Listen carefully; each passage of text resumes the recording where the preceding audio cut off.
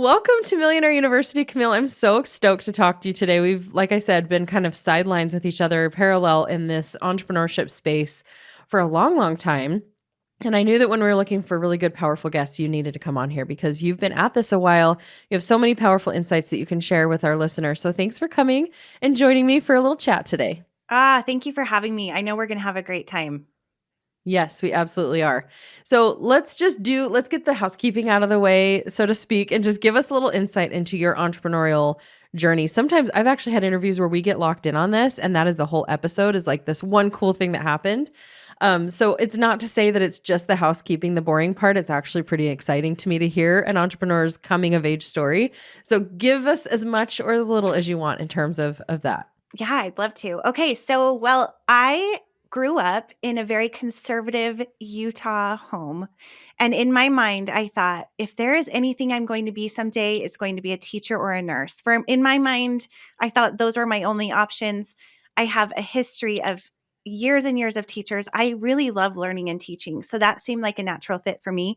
I went into the field of family and consumer science education, which is all of Mhm. those classes that you take in the idea of like home ec. But now what's required of the kids is more financial responsibilities, adult roles as a career course that you can take in college. And that was what actually drew me to that field, was that I've always been really passionate about seeing people successfully live their lives. And even in high school, I thought, oh my gosh, why is this class not required by everyone? This is like the insurance, the relationship, communication, marriage. We talked about sibling order and how that affects your personality, and even finance and all of those things. So I went to college, graduated it with that degree. But as I was in that field, I was actually in the mortgage business, and I was doing finance and teaching people about their mortgages, and fell in love with that. And I went from working in a very female dominant space where it was all women essentially, Mhm. to being in the finance world, which was very predominantly men. And it was interesting to me because going into that space, I thought, gosh, I could never do sales. I don't know what I'm doing. I don't know what to even that I should even be here. I felt very unequipped. And I actually ended up being the top salesperson of the office, and they made me the manager, which was like such a shock and so humbling and exciting too, to see a different side of myself that I never saw myself as. And with that came years working in the mortgage business. I became a mom in 2008, which was the year of the mortgage crash, if you remember, if you are as old Yep. or old as me. And that's when I became a stay-at-home mom. And I loved it so much, but I missed the teaching and the learning and what was so innately a part of who I was. So I started a website, My Mommy Style, which took everything I would have been teaching in a traditional classroom online. And this is when blogs were brand new. It was in 2011. And I had heard that you could monetize a blog. And I thought, well, gosh, wouldn't that be like the best mom job ever, that I could be at home with my kids and share recipes and content? My first post was sewing, which is hilarious because I do not sew other than the classes I had to take. Like, I do not consider myself a talented seamstress, nor do I consider myself a talented cook, but I put myself there because I had to learn. So through the years, I created this blog that became this website that is still generating income for me today. I worked with big sponsors all over the country. I traveled. I still do some sponsored travel here and there, and I loved it so much. And I kept getting two questions over and over again from these wonderful mothers that I was creating content for. And number one was, how do I make friends? Number two was, how do I make money? There are Mm. so many lonely women where we're living in our own universe of production and babies and just whatever it is that we're doing, whether it's inside or outside of the home, and it can be really lonely. And so with that, after 10 years, I thought, gosh, I'd really love to help share ways that women can make money from home. But also the flip side of that is I had a lot of women coming to me and saying, will you share my product? Will you talk about my service? Will you come in and talk about this or that, like as an influencer realm? And so I thought, well, I would really love to share why you started your business and who you are and what gave you that idea. Because to me, exposure to opportunity for women is becoming more and more available to us through the internet, whether it's inside or outside of the home. And that is so exciting to me. And so Yeah. I started my podcast, Call Me CEO. That was, I don't know, over 4 years ago now, which is crazy, and started sharing stories of mothers building businesses. In that, I also created 60 Days to VA, which is teaching women how to build their own virtual assistant business. Because if I were to turn around now and tell women how to make money, I wouldn't say start a blog. It's just a totally Mm. different world now. But so many people need remote help. And so I created that course because I had trained people to do all these different services that are on my team. And now I'm teaching other people how to do that. And then on the flip side, when people ask me, how are you podcasting, blogging, mother of four, coaching, holding a mastermind? And I'm like, listen, I do not do it all. I have team members who help me do it, and I can help you do the same. And so now I'm coaching other women on how to build teams and really create a life that they love, which is, Mm. that part where you want to keep contributing and learning and giving, but also having rest and vacation Yeah. and going outside, which is like my favorite thing in the world. So I live in Utah. I'm a mom of four, and I've been married for 21 years. And that's my story in a nutshell.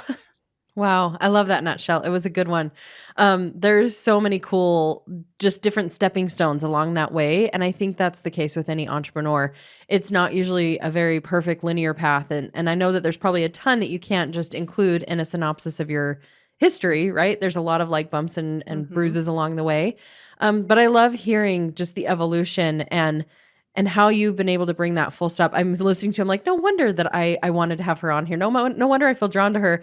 You and I are kind of, again, like I said, on these parallel roads where we share, I think, a very similar vision and a mission. And that comes from, we're very much like the pioneers that stepped into this whole space of online business and being able to do both, where even our mom's generations, they didn't really have the option. It was you worked or you were a stay-at-home mom, and Yeah. now it looks different. And so I think it's really cool what you're able to also bring to the table where for a while we didn't really know what that could look like, and we kind of the pendulum swung too far one side and then maybe it swings too far on the other side, where you're either like totally crushing it at business and maybe everything's kind of falling apart at home, or you decide to go all in with home and then you still kind of long for the business and you wonder how in the world am I supposed to do it all. And so talk to me a little bit about some of these systems and things that you help people incorporate so that they have the capacity to do what you're doing, to have four children, to have a strong marriage, show up in a business. Because I think we've heard it a lot. We hear different women share it, but we can't hear it enough because there's Yeah. still, you know what I'm saying? Like there's Yes. still there's so few examples of what this looks like successfully. We've seen a lot of the other. So yeah, just share a little bit of that insight with us and let's kind of dive into that.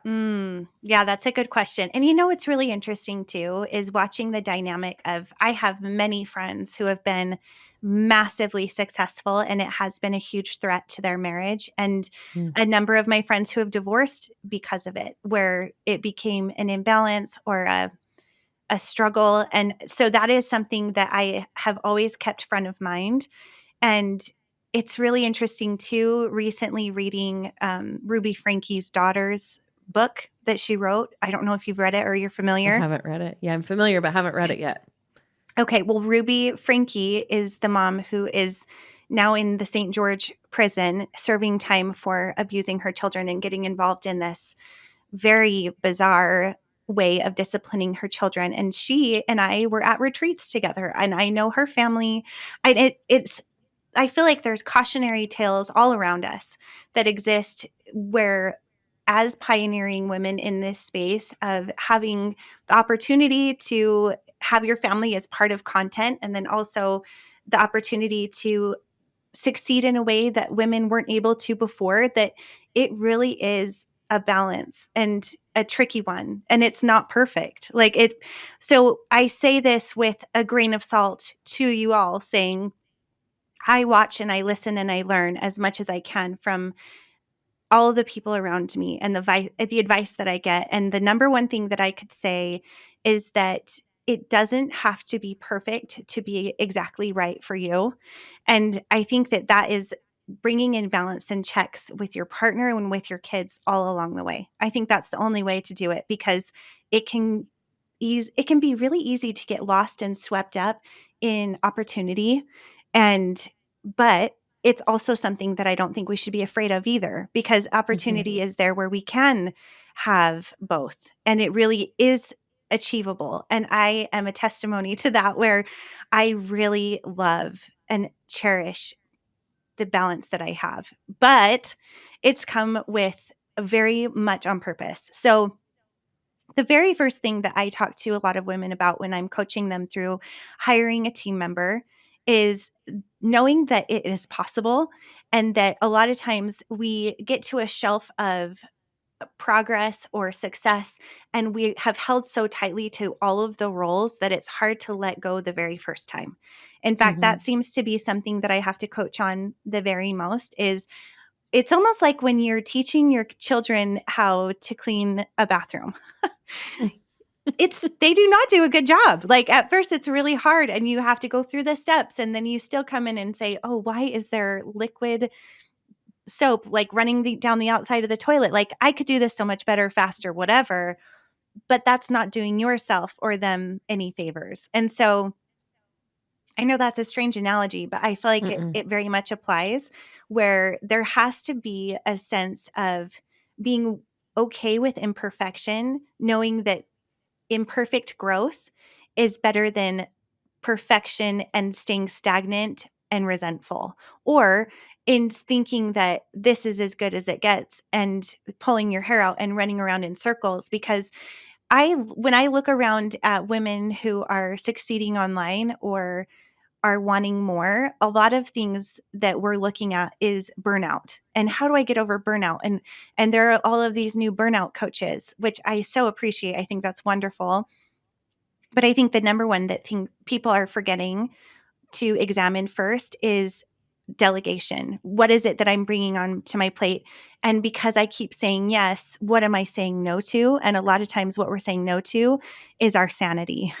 Mm. And so that is the first place to check, is really to do a time audit, which that's a freebie that I have. I'm happy to share with your audience, is going through and really taking the time to see how you're using your time, to evaluate what you could delegate or automate, because there are new tools that are available to us that are amazing.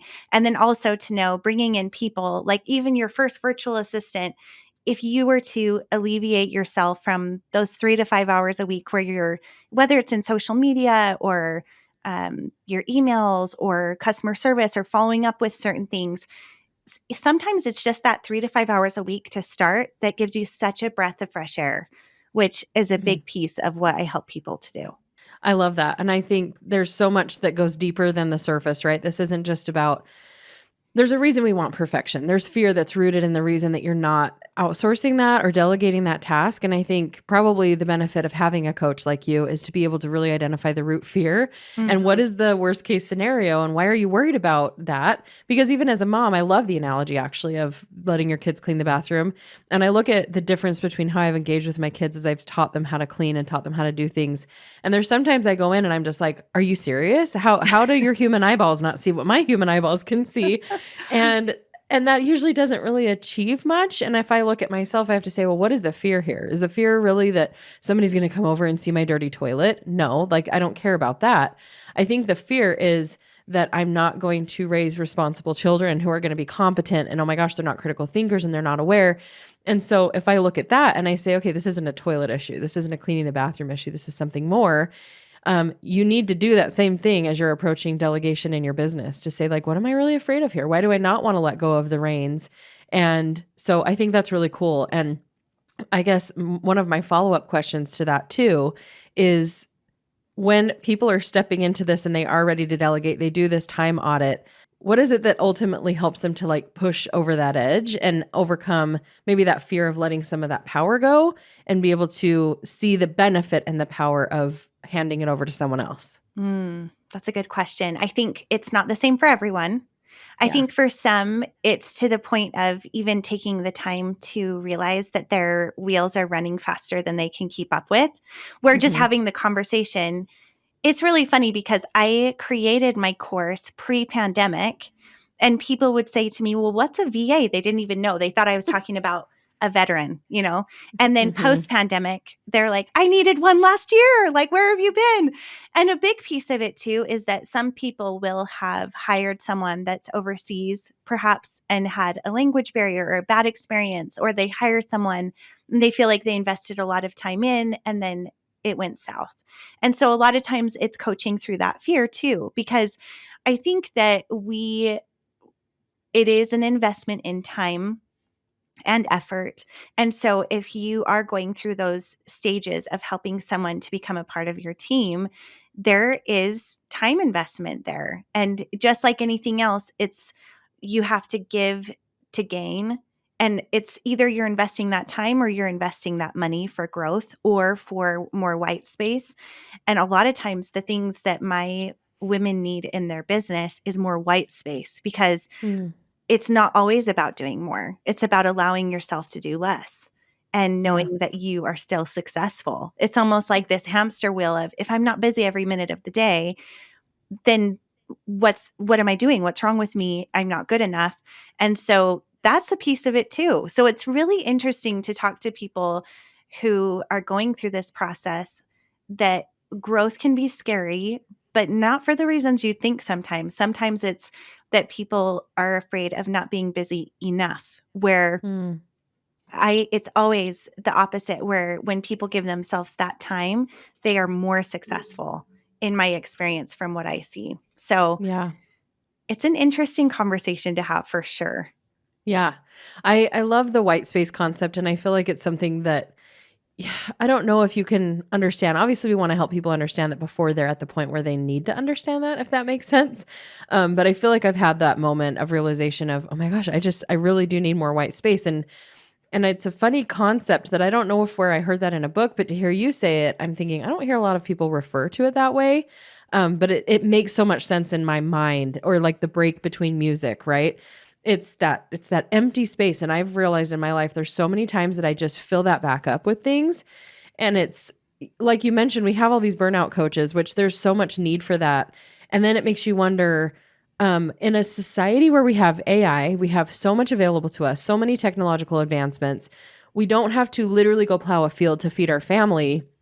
How are we still so busy as women? Like, is it just ingrained in our DNA and we're just perpetuating a pattern of survival that lies within us that we haven't been able to really recognize and regulate that a little bit? Or is it, I mean, there's so many layers to it, right? It's ego. Are we feeling like, well, to really achieve success, we have to do the work, we have to push, which I think we're coming out the other side of that, and it's gonna have to look different in how we embark, because the way you take off, right, is gonna indicate where you're going, and we have to get to the root of it and prevent some of this before we're addressing all of the burnout that happens as a result of not starting strong. So with that being said, when is the right time to start outsourcing? Because I know that there's been times in my business where I jump the gun a little too much and I maybe pay for software I don't quite need yet. Mhm. And it ends up, being that shirt that you bought that you never wear in the closet. And you're like, well, I bought that for when I lose 10 pounds. And it just nags at you, right? You don't want to hire someone, bring someone on preemptively if you're not ready for it. But how do you kind of know and gauge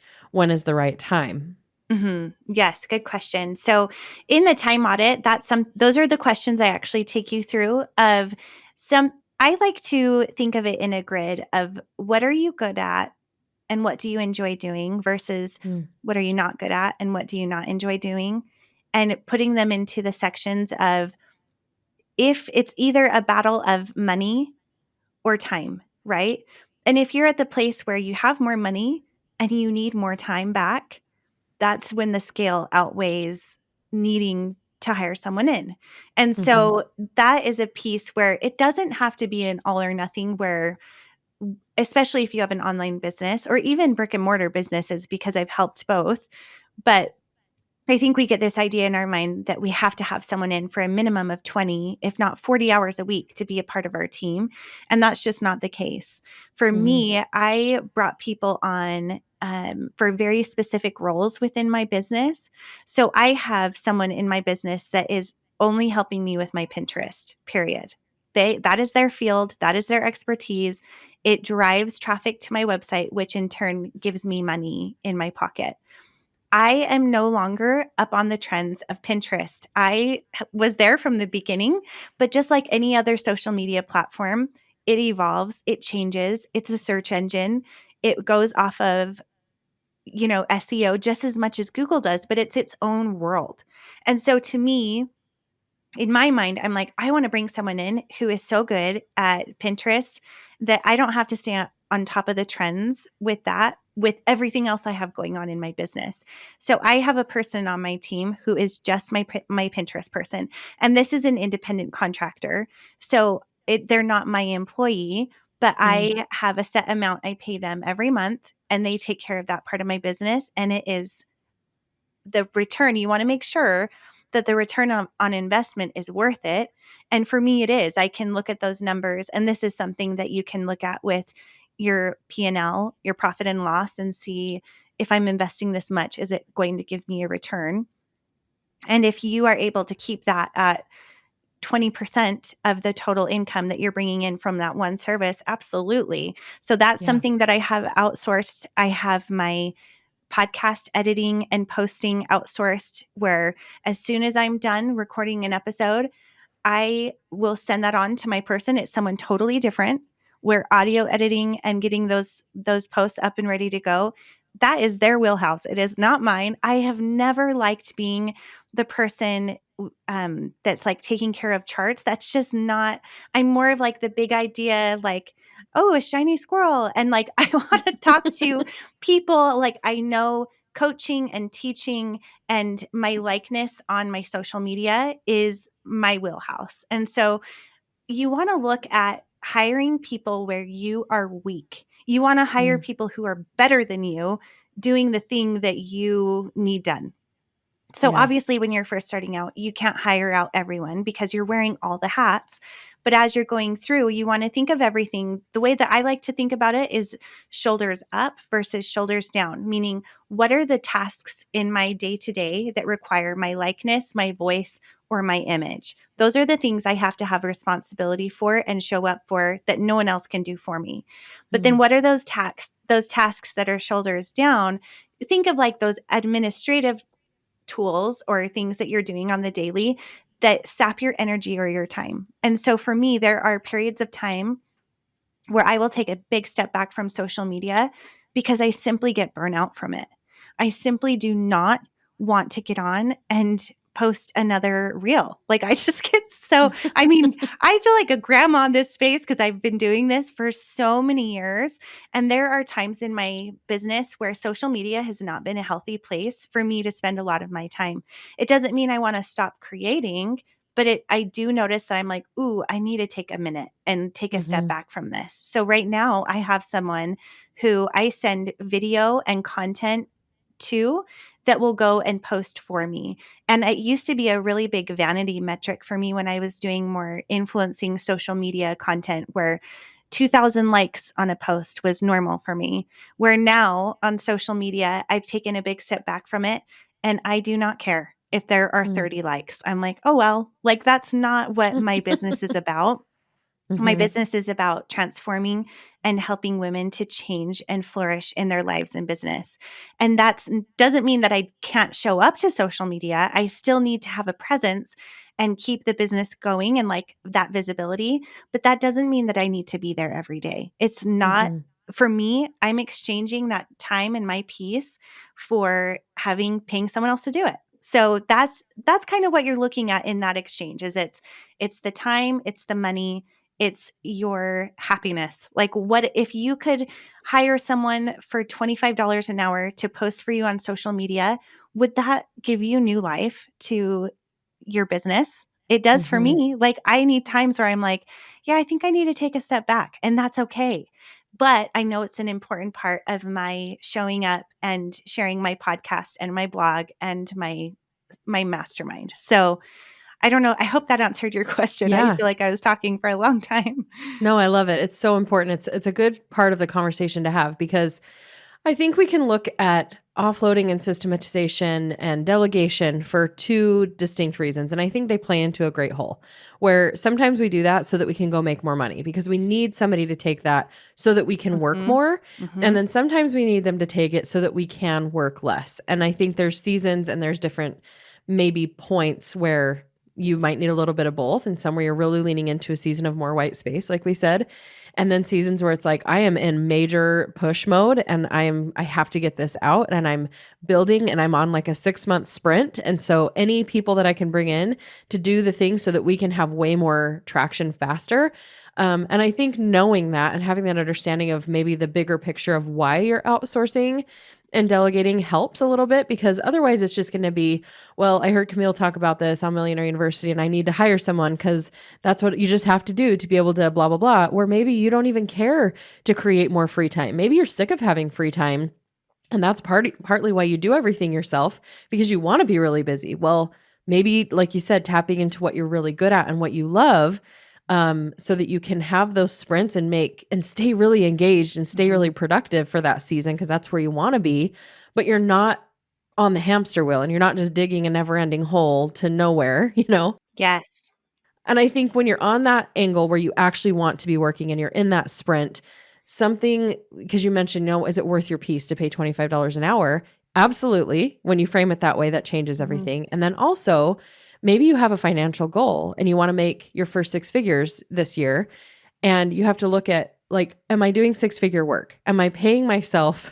How much am I saving? And I think this took me so long to understand and learn. And I wish I could go back and just like hold my little hand and say, I promise you the $1,000 you're going to spend to have somebody do this is going to get you where you want to go so much quicker because you don't have to be good at all the things and you don't have to Mhm. save money because in an attempt to save, I've cost myself way more than I would have just spent.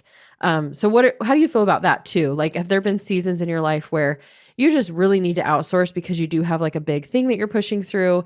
And would you agree that sometimes there's no amount of money that is not worth paying so you can make more?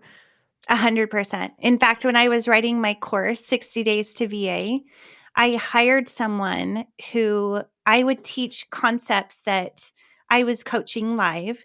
And then there were pieces of my program that were like video tutorials where it was like how to build a website or how to, I don't know, like very specific skill sets that Mhm. didn't require my likeness, but I wanted to get this get the actual course done sooner than later. So they were setting up like the automation for the emails or getting those video tutorials up that they were actually recording and doing and making part of the course where I could focus on the face-to-face interaction and the marketing and um, showing up so that I could keep the creation and momentum of the course going. Because when I sold the course, I actually had, I think, it's like 7 weeks long.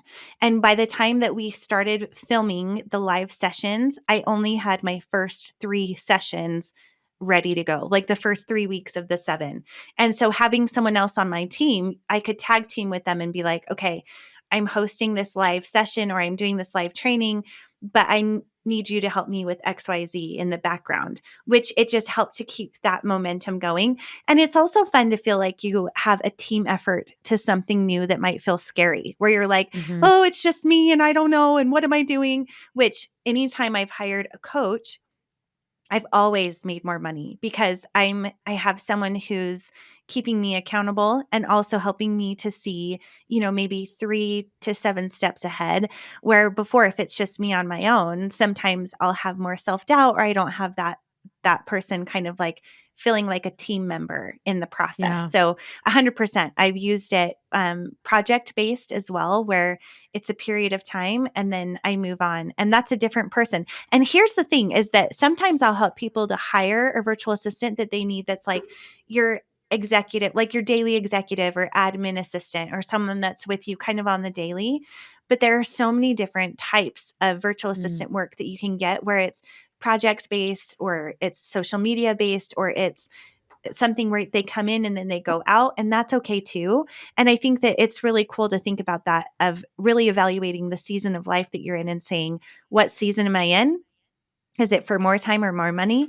And then also, how much do I need to invest to get to that next level, or that next releasing that next thing that I really want to do? Because it can be one or the other. It can be more on the daily, or it can be more of a project based help too. Mm. Yeah. Well, and as you're talking, I'm thinking this is what it looks like to be a CEO. And I love that your podcast is Call Me CEO.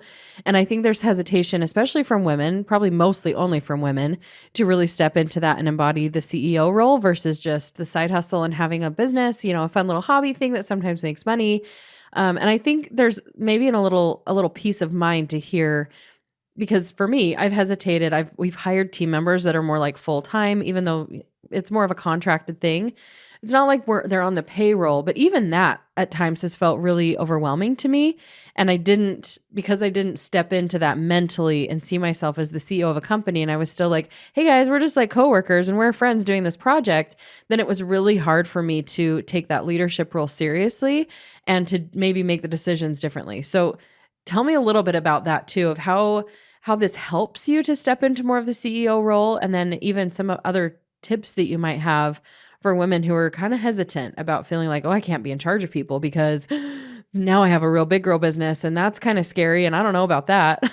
Yeah. Oh, I love that you asked that. So what's really fun about why I called my podcast Call Me CEO is because I was in a Facebook forum with a bunch of women entrepreneurs, and someone had asked the question, how do you guys feel about the term mom boss or mompreneur or mommy blogger, which is one that I got for years and years? And this woman chimed in and she said, I absolutely hate it. She's like, call me CEO because that's what I am.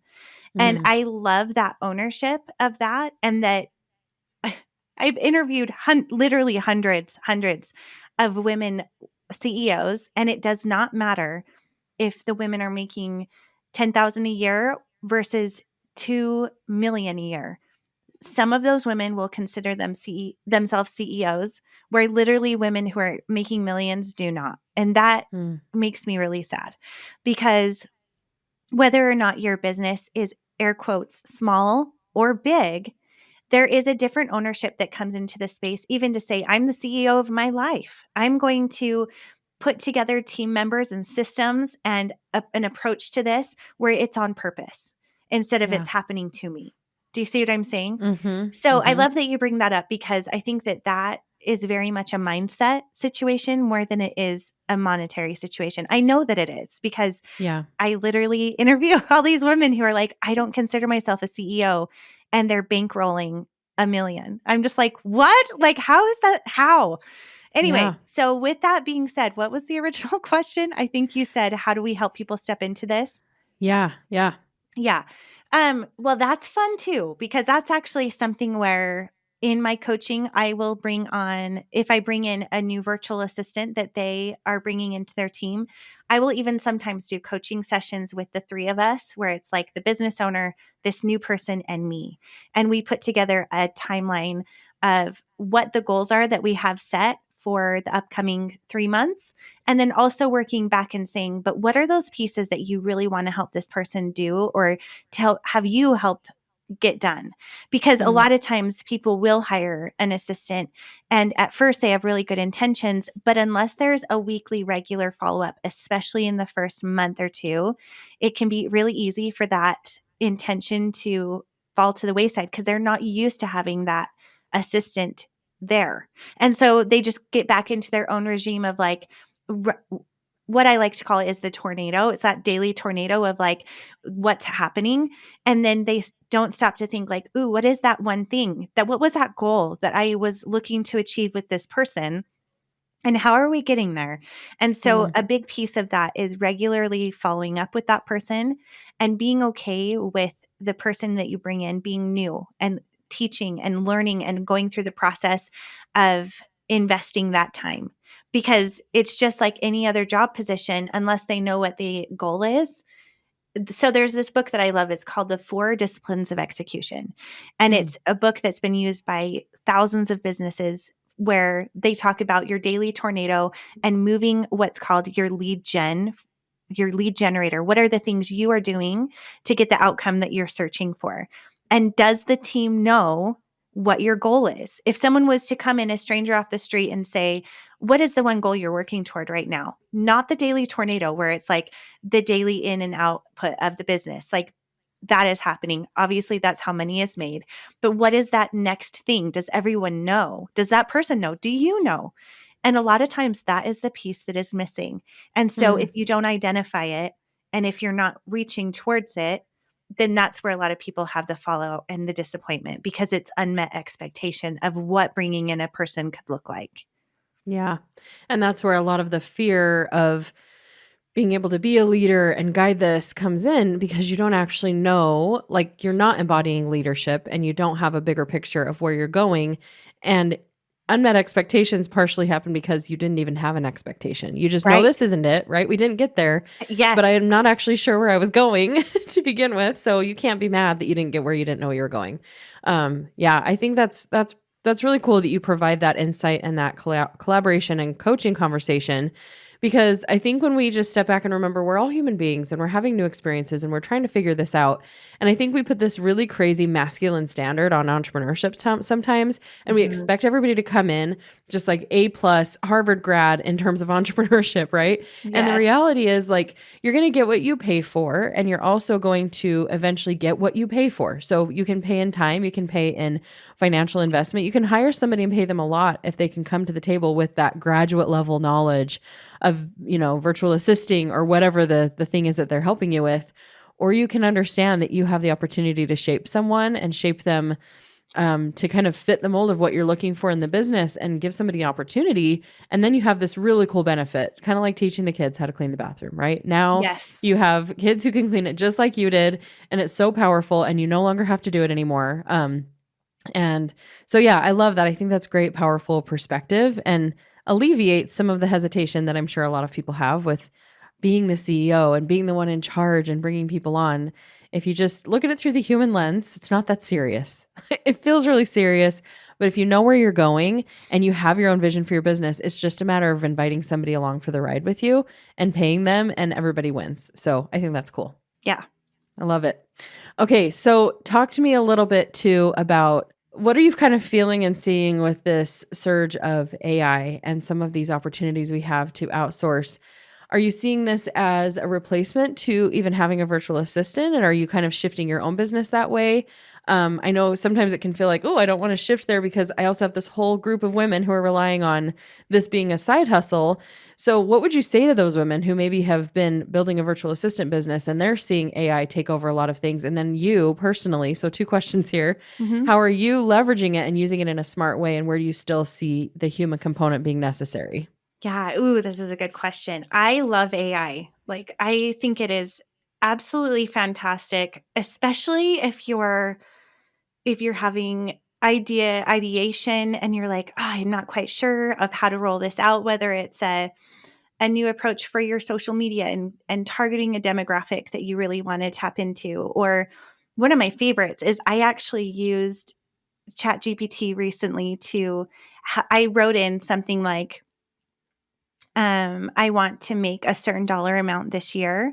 And I told it exactly what my different revenue streams are. So, like, I have a book on Amazon, I have my podcast, I have sponsorships, I have my ad revenue, I have coaching, I have a mastermind. And I said, this is what's happening. And I want to add income up to this point. What could I do to supplement what I'm already doing? And what is because I've created enough, like through episodes and things like that, that my chat GPT knows what I do and who I create it for, that I said, what are some ways that I could take what I'm already offering and make it even better? And Mm, that's where I think it can be really cool because it can take it the pieces you give it and take it beyond to helping you just be more clever with the way you're using your time, which I think is awesome. yeah. However, I don't think that AI will replace humans and the interaction that we are all needing, there are just certain things that need human touch. And especially for people running a business, AI is not answering your emails and AI is not doing travel plans for you or having those follow up customer service calls. Like there are a lot of non AI things that it just can't do, which is great Mhm. news for us. Like, yay, robots aren't taking over. However, there are things that I'm like, gosh, it helps so the person who does my like my show notes and my blog posts and different things for my podcast, he uses AI, and I pay for certain things that he uses to make him more proficient, like grabbing short form video of pieces of my content that it makes his job so much faster, which means I'm paying him less. So I Mm. look at that as a bonus where I'm like, yeah, I'm paying for this service, you use it, but I still need him to do the work. So Right. I don't think that it's replacing everything, but there are so many ways to work more proficiently, especially for people who are doing the work for you, because my hope would that be that you're paying them by the hour. And so helping them to be more proficient is not a bad thing. It's a good thing. So I would just Mm. look at it in terms of how can you use this to make your business even better? Mhm. So then from the perspective of a VA, how can people pivot a little bit to still remain relevant? I know that there's context you have to give to use AI and they have to have the knowledge in the background. So what does that look like going forward? Because I think even approaching, and I know that we're primarily talking to the business owners who are hiring VAs, but maybe somebody listening is like, "Oh, I've thought about this and this is a Yeah. cool thing that I could do to start putting cash in my pocket." Do you feel like there's any difference in the way that they would need to approach building the skill set? Like if you were to go redo your course, are there things that you would adjust and change based on the fact that this is now part of our reality? I think perhaps the only thing I would need to go in and change would be how to use AI for Mm. like creating SOPs or different things like that, because the skill sets within my course are very specific to how to use different platforms effectively, or how to build a website, or how to create I guess one section could be I have a very specific part that's teaching about search engine optimization. And that's something that AI can help you with, but there are still programs within it like Yoast or specific SEO engines that have been around for a long time that help with that. But it still requires a human touch to do the research and get the work done. So Yeah. I don't know. Maybe just adding it as a skill set to like learn it. Maybe add Mhm. to it, but it's not going to build a website the way that I teach how to build a website. And it's not going to run a LinkedIn account the way I say to run a LinkedIn account or a Facebook page or an Instagram reel. It's just not there yet. So I Mhm. think it does apply in terms of how to use your time more effectively if there are shortcuts that you can use using AI, because I love it. I think the Mhm. number one place where it would come into play is if people are writing maybe social media captions or blog post or show notes for a podcast or something that's word heavy. For sure it cuts down on the time to do that, but there are so many skill sets within being a virtual assistant. I never even knew how many different types of businesses I would be helping when I created that course. It's Mm. anywhere from like a plastic surgeon's office to a PR marketing firm to a subscription box for a salon to working with, I'm just like going through different people, a podcast marketing team. Like there are so many different types of businesses that need help that I think people, the biggest disservice you could do to yourself is imagine either A, that you don't have skill sets available to people doing this type of work that could help you and make you run your business more effectively, or B, that if you're wanting to be a virtual assistant, that there's not enough work. Because Mm. I think both of those are false. There are so many ways that you can grow having an effective team member, and so many ways you could build a successful virtual assistant business, especially if you get into a niche of a field that you have past experience with. And that's Yeah. what's really fun is when I can connect people who were in real estate who want to be a virtual assistant for a real estate agent, or someone who worked in the medical field but now wants to be a virtual assistant for someone who runs some kind of a medical practice, or someone who does podcasting but they want to be a virtual assistant for someone who does podcasting in whatever realm it is. So I think that there's just so much opportunity that that's so exciting to me that it can be translated in so many different ways. Yeah. Yep, I think there's also gonna be a length of time too, where even some of the things you said, I'm like, I've seen AI that can do some of that, and it's gonna be a wild transition, Yes. but I also still think that there's always gonna be room and space for it might even still be more affordable to hire a person in some ways. I don't know, maybe that we'll laugh at this a year from now, but I'm just looking at even for me, I'm kind of sucked into this world. We've had some really cool guests on here who have shared different AI things that they're using and building and have found, and I'm seeing this can become a very expensive tech stack to where I'm now paying all of Yes. these platforms to do all of these things, but I still need somebody to go and take the things it generates and put it into play. And I still Right. need that in between person. Otherwise, now I'm just going to be paying AI to put some stuff out and then me go incorporate it all myself, which is still like not necessarily part of the vision of the way I want to grow my business. So I think there's always going to be room there and advantage. And in my opinion, one of the best things you can do if you want to do virtual assisting and stay relevant is learn how to leverage those platforms and kind of stay as Yes. ahead of it as you can and be upfront with that and just say, yeah, I totally use AI. It helps me to do your work more efficiently. And that means it just means you can help like 100 clients instead of 10, right? Which maybe those Mhm. numbers are crazy, but it's true. You could do a couple hours of work. And I think it's just going to change the interface of what that looks like between the two different relationships, right? So, yeah, thanks for your take on that because I think we're changing very rapidly and I'm always curious to Yes. see where different industries are incorporating it in. Well, and I feel like there are people who are early adopters who are like, "Oh, I Mhm. figured it out and I'm already doing this and now it's easier. Why do I need someone?" But then there are people who have never felt comfortable with tech. And even Mhm. though those advancements are there, they're still like, but I still don't want to do it, nor do I want to learn Yeah. how to do it."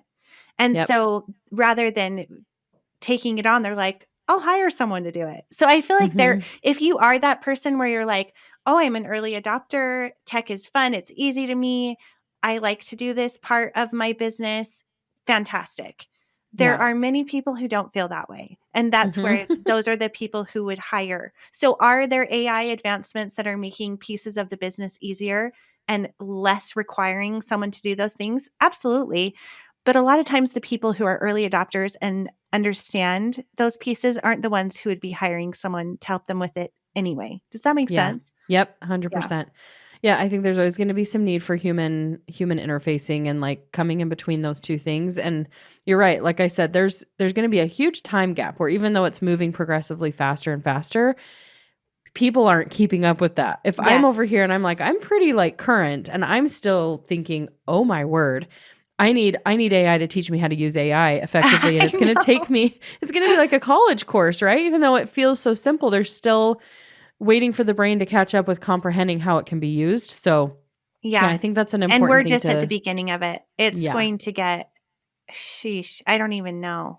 The fact that it can do so many more visual pieces of the work where it used to be just the text more, Mhm. it's like, wow.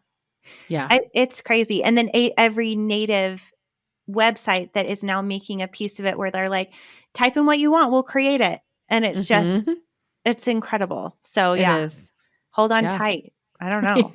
I know, we're on for a wild ride. Yeah. Okay, so Camille, if people want to continue to learn more from you, maybe obviously they can go listen to your podcast. I know that I'm gonna come on there and do an episode as Yes. soon as I get it on the calendar. I think that's what we're waiting on. But then where else can they find you and just continue to learn from you? I know, we've talked about a lot of things today. Best place to connect with you.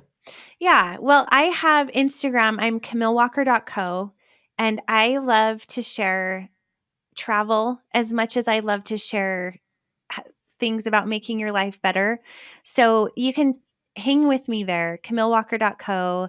And that's actually my website as well, is camillewalker.co. So that's where you can go to find ways to make a free discovery call with me and perhaps look into the course, or if you want to be a part of the membership, there's a lot of offerings there.